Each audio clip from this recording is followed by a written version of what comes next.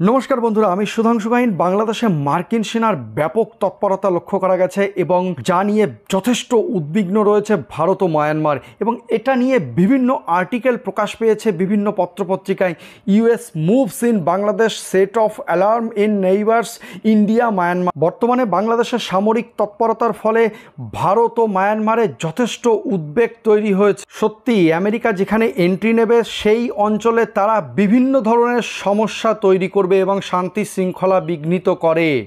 Activities in Bangladesh Chittagong, including the landing of a C-130J Super Hercules, have sparked concern due to the region's strategic location near India and Myanmar. These activities, coupled with joint military exercise and alleged extra-regional influence, raise question about U.S. intentions, especially considering past allegations of U.S. involvement in the ouster of the previous PM. বাংলাদেশের চট্টগ্রামে সম্প্রতি ব্যাপক সামরিক তৎপরতার মধ্যে একটি C-130 super Hercules বিমানের অবতরণ হয়েছে, এবং যে অঞ্চলে এই সামরিক তৎপরতা ও বিমানের অবতরণ হয়েছে সেই অঞ্চলটি মায়ানমার এবং ভারতের কাছে কৌশলগত দিক থেকে যথেষ্ট গুরুত্বপূর্ণ এবং ভারত ও মায়ানমারের কাছে যথেষ্ট উদ্বেগেরও বিষয়। কেননা আমেরিকা এই অঞ্চলটিকেই কেন বেছে নিয়েছে তাদের মিলিটারি বেস তৈরি করার জন্য।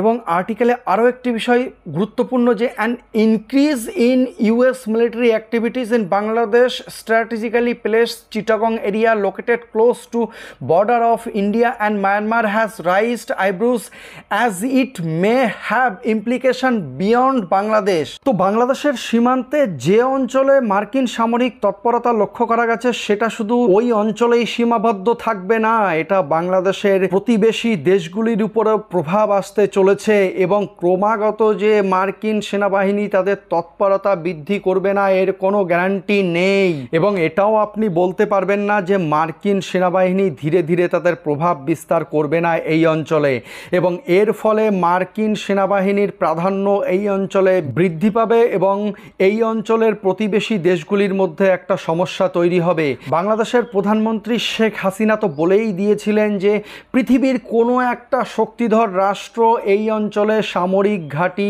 তৈরি করতে চাইছে, এবং শেখ হাসিনা তাতে আপত্তি জানিয়েছিল এবং শেখ হাসিনার পতন কেন হয়েছিল এবার তাহলে আপনারা একটু ভাবুন। এবং আপনারা তো নিশ্চিত হয়ে গেছেন যে এই পতনের পিছনে কারা ছিল। শেখ হাসিনার পতন শুধু তো একটা ষড়যন্ত্রই ছিল। তাই তো এখন ধীরে ধীরে প্রধানমন্ত্রীর কথাই সত্যি হতে চলেছে।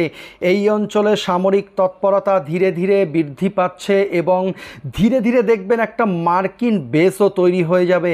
মোহাম্মদ ইউনুসের উপর ভিত্তি করে আমেরিকা এই অঞ্চলে এন্ট্রি নিয়েছে। ধীরে ধীরে এই অঞ্চলটিকে ইউএস তাদের নিজেদের স্বার্থে ব্যবহার করবে এবং এই পদক্ষেপ বাংলাদেশ সহ বাংলাদেশের প্রতিবেশী দেশগুলির পক্ষে যথেষ্ট উদ্বেগজনক পরিস্থিতি তৈরি করবে।